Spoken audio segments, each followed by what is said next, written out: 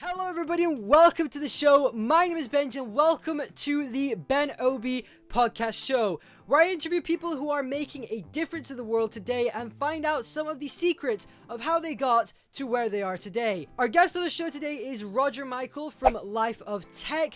Roger, welcome to the show. Thanks, Benji. I'm very excited about this, so thanks for having me. Okay, so Roger, before we start off, do you want to tell us a little bit about yourself, where you're from, and a few things like that?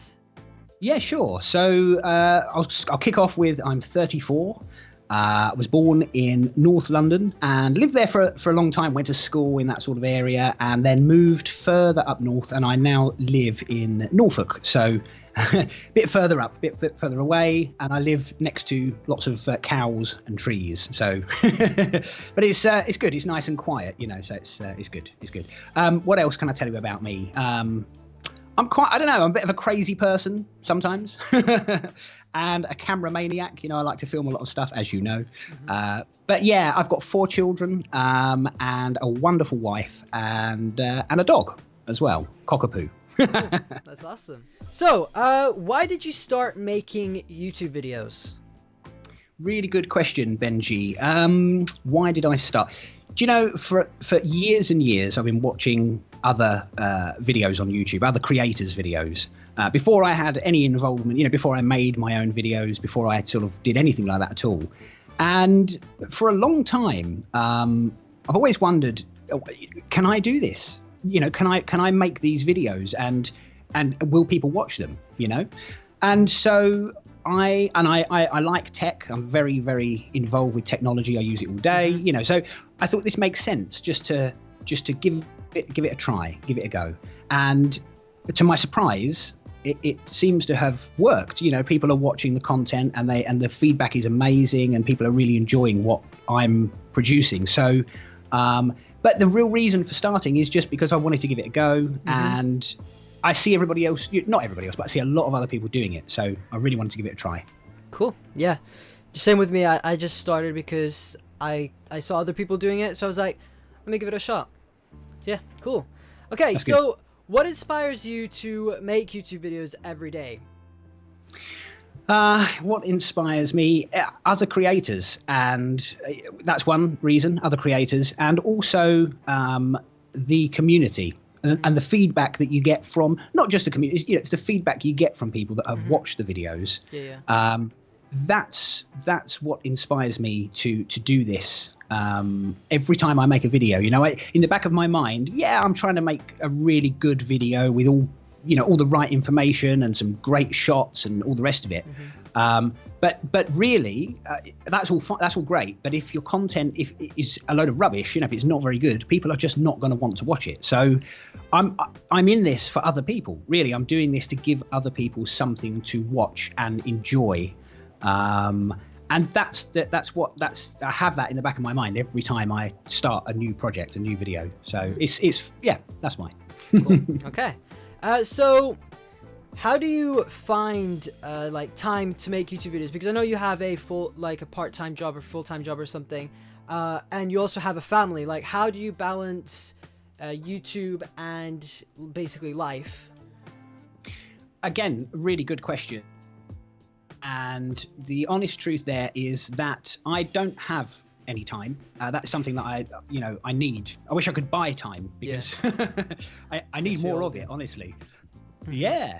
And you know when you're creating content, it's a lot of work. You know, it takes a lot of time and a lot of effort. But the secret is really lots of very, very late nights. That's where the time is. That's the time I use. So once the kids are asleep and the wife is asleep, you know, and the dog is asleep and the house is quiet, then the camera comes out, then the B-roll begins, you know, and sometimes I'll find I'm sat there at 3 o'clock, 4 o'clock in the morning, half asleep, but at least I know that the content will get made, you know. So, but yeah, that's where, and weekends, I do spend a lot, probably half of every weekend is spent working on the next video that I'm going to put out. So yeah, it's hard to find the time, and the thing is, I guess you have to find the time, because if you don't, you won't produce the content. So.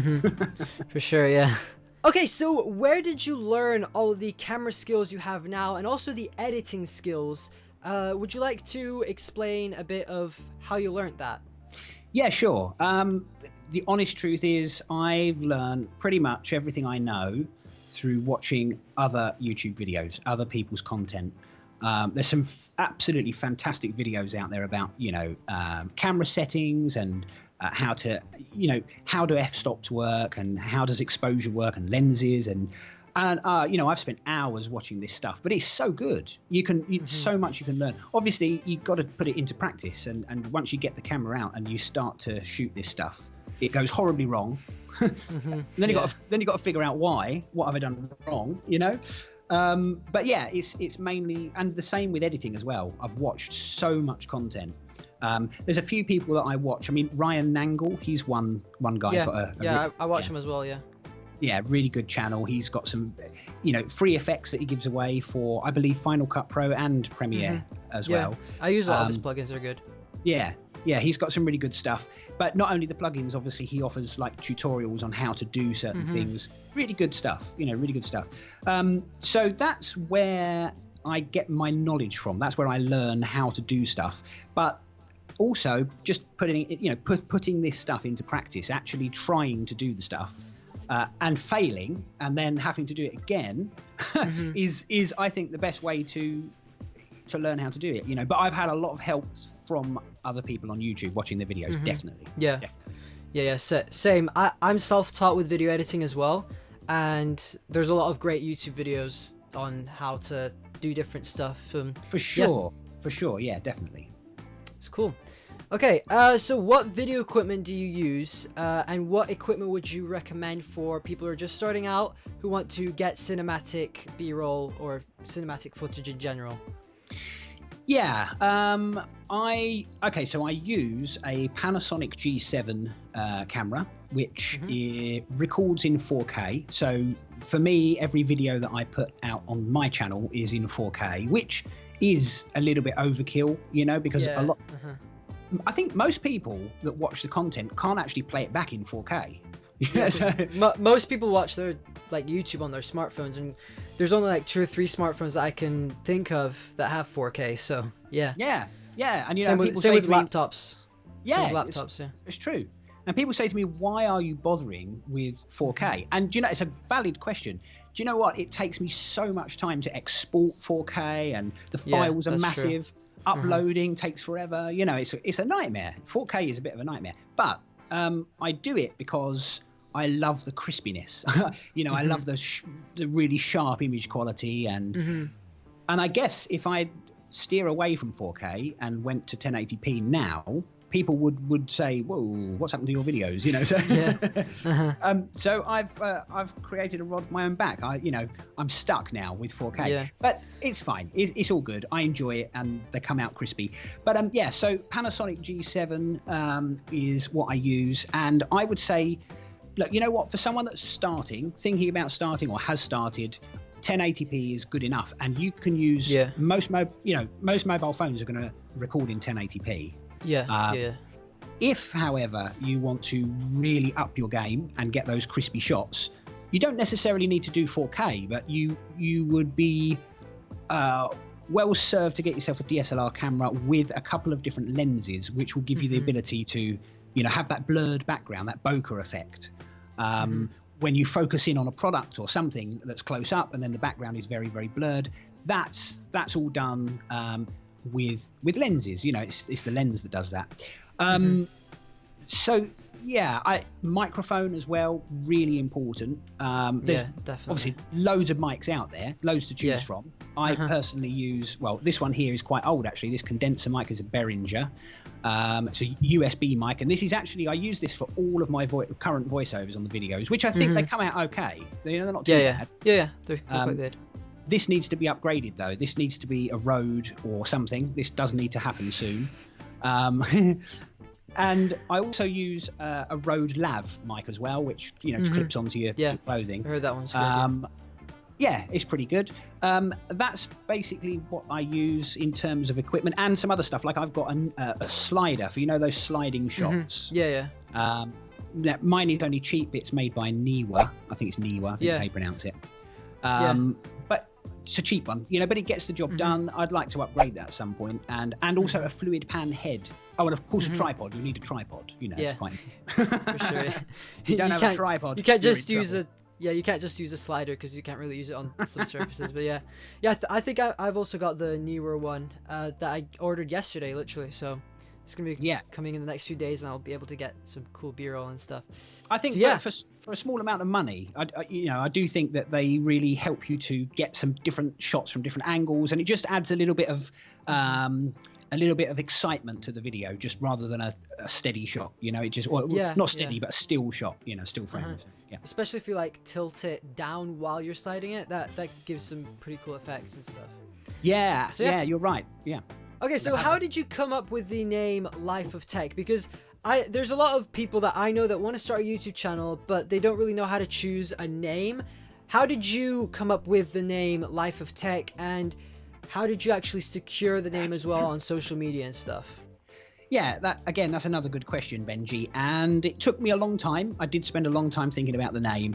And at first I was going to use my own name for the channel. And then I thought, I thought I'll go with something like, and then of course I ended up with Life of Tech. But the reason for that is because my life personally has been for a long time, and still is very much so, completely full of tech, all kinds of tech.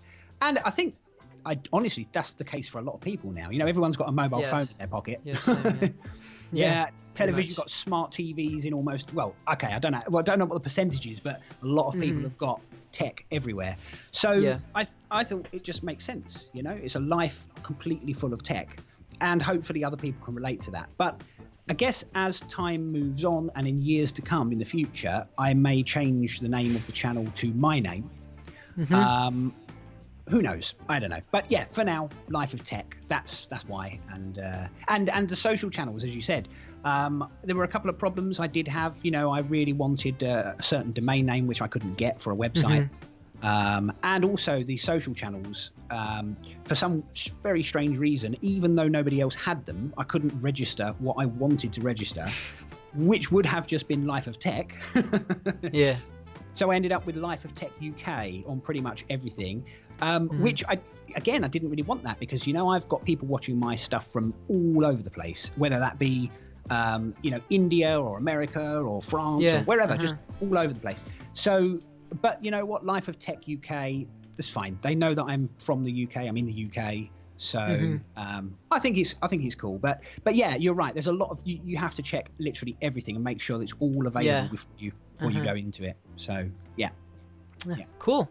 Yeah, because with my names, I've gone through like 3 with my tech channels. So now we've got a couple of questions from Twitter from followers of both mine and Roger's. So we have our first question here is from Scott Staller on Twitter.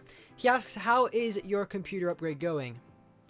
Very well. Thank you, Scott, for the question. Very well. I have ordered some bits and pieces to give myself the very best computer for small money. So a budget PC, but budget, I say budget, yeah, it is budget, but with the best parts that I can possibly get. So I'm using a Ryzen 3, I do believe it's a 2200 processor, which is less than £100 for that processor, and you're going to get an equivalent amount of processing power as you would with an Intel processor of around £250 to £300. So it's a lot cheaper, and it's very, very good. And then, of course, from there, from the CPU, you build everything else around that. So then you take your motherboard and your RAM and everything else.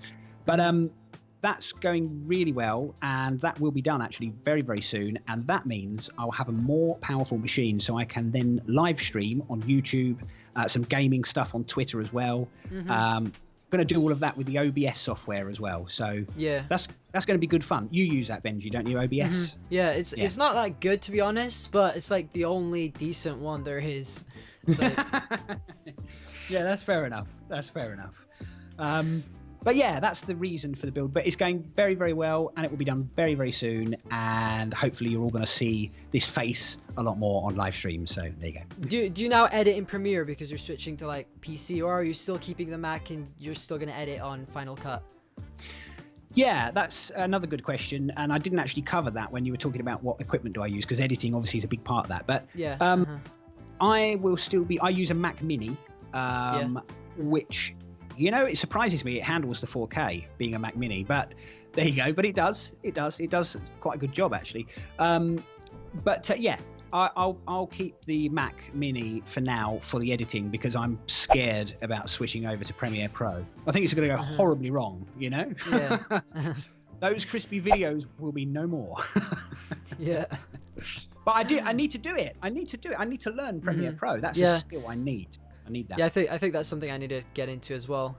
Okay, so we have a couple of questions here from Aaron Wilhelm on Twitter. I hope I pronounced your name correctly, Aaron. Okay. Okay, so another question here is, what phone do you currently use?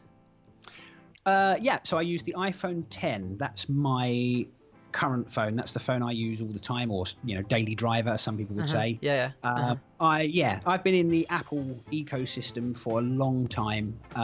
Not to say that there's anything wrong with Android, because, well, as you know, I covered a Xiaomi handset a couple of days ago. Yeah, that was a very good review, actually. Thank you. I appreciate that. I like Android, I do, but in my opinion, I guess it's just because of what I want the phone to do. I find that the apps are more stable on iOS, and so I can't put up with the issues that I have. This is not fair because I haven't used an Android phone really as my daily driver for a long time. So it's probably actually Android is a lot better now. You know, the operating system is much better, but iPhone 10, that's my daily driver. Yeah. So I do agree, like, apps are actually optimized for the phones because Android developers are catering to hundreds of phones, maybe even thousands, and with iOS they're designing it for specific different devices, and I think that's a great advantage. So to add on to that, what is your favorite feature on the iPhone 10 currently? Well, it's excuse me, it's definitely not Face ID, that's for sure.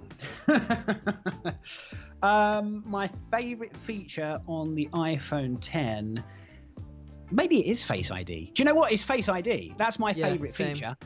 When it works. There is the odd occasion. No, actually, that's not fair. That's not fair because it does work most of the time. Yeah. And it's quick and it's fast and it means you don't have to be messing around with it. Yeah, Face ID is a great feature, but there are occasions. I guess you get that with all tech, really. But do you know what? When you're in a dark place, a very dark place, it seems to struggle. But yeah, Face ID is great. Yeah. Yeah, I think mine's only failed like 3 or 4 times, so it's been great. Okay, so what is your favorite piece of tech that you use often? That's a good question. My favorite piece of tech that I use often would probably have to be, I mean, does my camera count as a favorite piece of tech? I guess it's tech. So It's tech. It's a bit boring though, isn't it? Because it's a camera. But do you know, I'm going to be really honest here, and I'm going to tell you I'm glued to my phone. Yeah, same. Yeah, I am. I'm glued. Yeah. Honestly, do you know, this is ridiculous. I charge this phone 3 times a day, iPhone 10. Wow. 3 charges a day. That's ridiculous. So sometimes I actually have this just plugged in all day because it just, favorite piece of tech. Yeah, apart from that, I've got a couple of wireless chargers that I use. They're not by any particular, not any particular make. I think they're like Chotec or something from Amazon, just cheap from Amazon. But I find them very, very, very handy. So favorite piece of tech though is iPhone 10. Yeah, so same for me. I absolutely love my iPhone 10. I don't know what I would do without it, and also I don't use it as much as you because I charge it once or twice a day. Depends, but yeah. That's cool. It's a shame that the battery life's not a bit better because then it would be all good. Yeah, you know? well, with the iPhone 10 Plus, we'll get bigger battery. Oh, I hope so. And bigger display. So, yeah. Okay. So what are your future plans for YouTube? Do you see yourself like in 5 years doing it as a full-time job? What are your future plans in general for YouTube? I quit tomorrow. No, I'm joking. I was about to say, wait.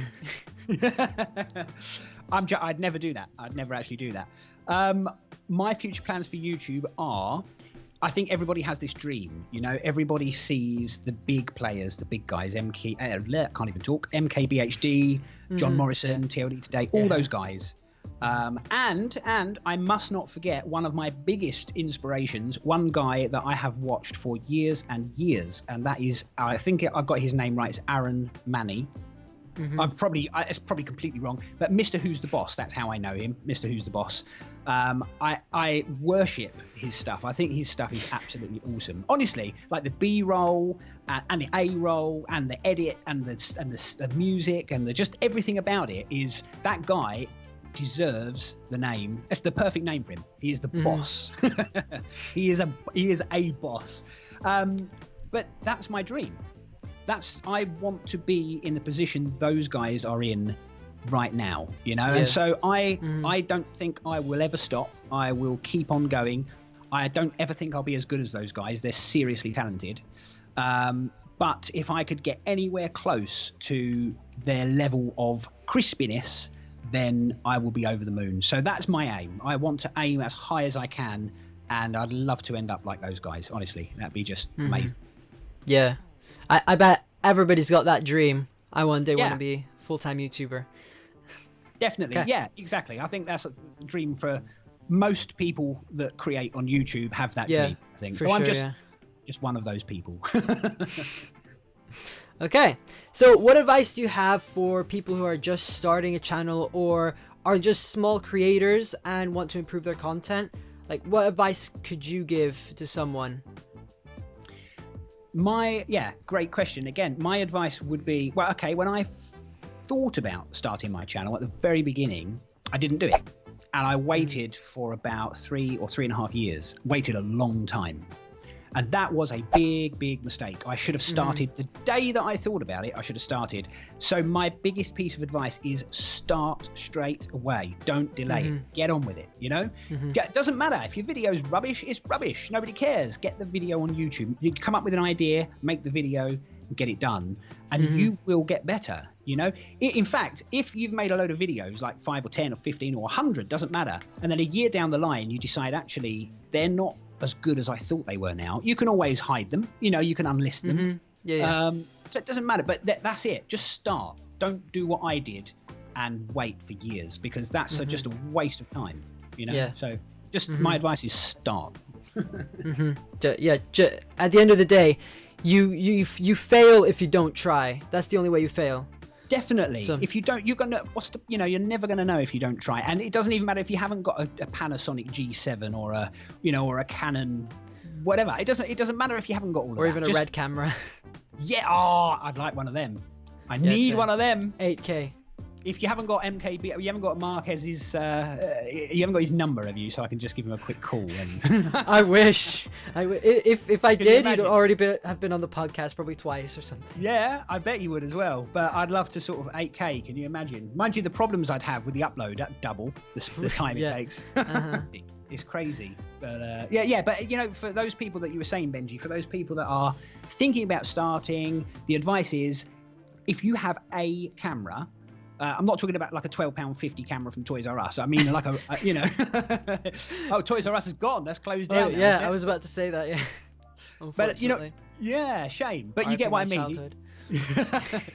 No, but you get what I mean. If you've got a cheap old, really cheap camera, okay, you want something that's half decent. But most mobile phones, you know, most handsets will record in 1080p. That's by far good enough to just make some videos, get them on YouTube, start having some fun, and that's it. Just start. Don't do what I did and wait for 3 years. Yep. Okay. So, where can people find you on social media? Okay, I am always on Twitter. That's the reason that my phone is glued to my hand all day. But yeah, if you want to find me, that's where I'll be, and I'll be at twitter.com/lifeoftechuk. You'll also find me, of course, on Instagram and Twitch. I'm doing a few live streams here and there. Not very good. I can't play. It's Fortnite. That's what I play. I am absolutely useless, but it can be quite hilarious sometimes to see how badly I fail. I just run away. You know, if someone shoots me, I'm like, oh, and I run into the bush and I'm gone. I've literally gotten 1 kill in like 10 games. I'm terrible at it as well. I'm the same. I just, you know, it's fun though. It's great fun until you die, and then you're like, oh, back to the lobby. Yep. But it's good. It's good. But yeah, so everything is pretty much /Life of Tech UK, and of course YouTube, Life of Tech UK. Yeah. Okay, so if you guys want to check out Roger and you didn't really pick up the social media names and stuff, they will all be linked down in the description below. And yeah, that's pretty much it for this podcast. Thank you again, Roger, so much for being on the show. And yeah, we'll talk soon. Thank you so much, Benji. Really, really appreciate you having me on. So it's been good fun. It's been cool. Thanks, mate. That's pretty much it for this episode of the BenObi podcast show. If you did enjoy it, let me know by smashing that like button down below. And if you have any comments, questions, or anybody you want me to feature in the next episode, let me know in the comment section below. And of course, if you are new around here and you haven't already, be sure to smash that subscribe button down below. And also don't forget to ring the bell so that you'll be notified every time I upload a brand new podcast. You can get to the episodes early and you won't miss an episode. Also, guys, you can subscribe to the show on iTunes and SoundCloud. All of the links will be in the description below. But for now, guys, thank you so much for watching. My name is Benji, and I'll catch you guys in the next episode.